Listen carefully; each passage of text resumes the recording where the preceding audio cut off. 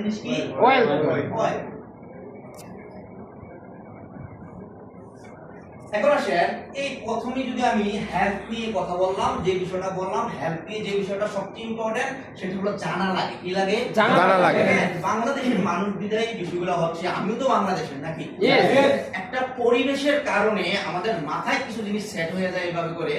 আমরা মনে করি যাদের বড় বড় দাড়ি আছে, যাদের মাথায় টুপি আছে, যারা পাঞ্জাবি জুব্বা গায়ে, তারাই শুধু ইসলামের কথা বলবে। তারাই কি করবে? শুধু ইসলামের কথা বলবে। একজন দাড়ি টুপিওয়ালা মানুষ পাশে দাঁড়ায়া সিগারেট খাচ্ছে, ঠিক আছে? সিগারেট খাচ্ছে।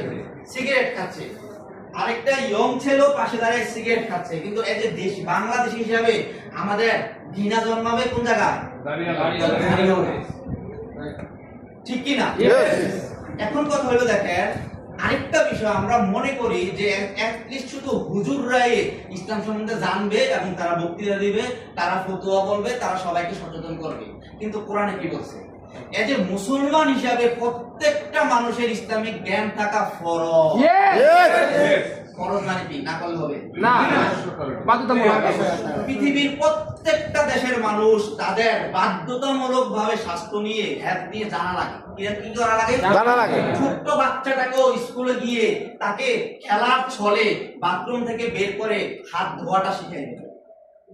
ওই ছোট্ট বাচ্চাটাকেও এক্সারসাইজ করা শিখাই দেবে। কিন্তু বাংলাদেশের মানুষ হিসেবে মনে করি আমরা স্বাস্থ্য নিয়ে শুধু ডাক্তাররাই জানবে। কি জানবে? ডক্টররাই জানবে। অথবা এই জায়গায় যারা বসে আছে আমার কথা শোনার পরে তার মনের ভিতরে, মাথার ভিতরে আসতে পারে নতুন হিসাবে যে উনি কি ডাক্তার?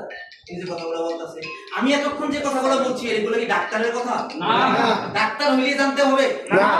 ওই আদা মধুর কথা কি ডাক্তারই জানবে? না। সাধারণ মানুষ হিসেবে আমাদের জানা উচিত না? আরে ভাই, এখন তো টিপ দিলেই আপনি কি করতে পারেন? সবকিছু বের করতে পারেন।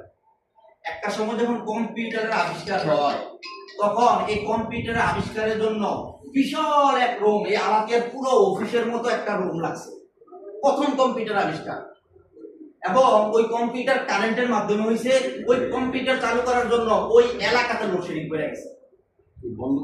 কথাটা বলছেন কিনা? ওই প্রথম কম্পিউটার আবিষ্কার। কিন্তু আজকে মানুষ তার জ্ঞানের মাধ্যমে, মানুষ তার বুদ্ধির মাধ্যমে, আল্লাহ তাআলা যে জ্ঞান মানুষকে দিয়েছে ওইটা কাজে লাগিয়ে আজকে পকেটে পকেটে আমাদের কম্পিউটার, রাইট কিনা? কখন চাপ করে কম্পিউটার বন্ধ হয়, কখন চাপ করে কম্পিউটার চালু হয় এটা আমরা বুঝতে পারি না। প্রত্যেক অনেকের পকেটে দুইটা কম্পিউটার আছে, রাইট কিনা? এই কম্পিউটার, এটা কি এই মোবাইল কি কম্পিউটার হচ্ছে দাম না? আর কত প্রযুক্তি। এই যে মোবাইল কল বাজতেছে আর আমি দেখতেছি এখানে আমার ঘড়িতে দেখতেছি কে কল দিয়েছে। একটু চিন্তা করে দেখেন, মোবাইলও দেখা লাগছে না, তাহলে প্রযুক্তি কোন জায়গায় চলে গেছে? তাহলে এটা কে দিছে? কে জ্ঞানটা দিছে? আল্লাহ। তাহলে এই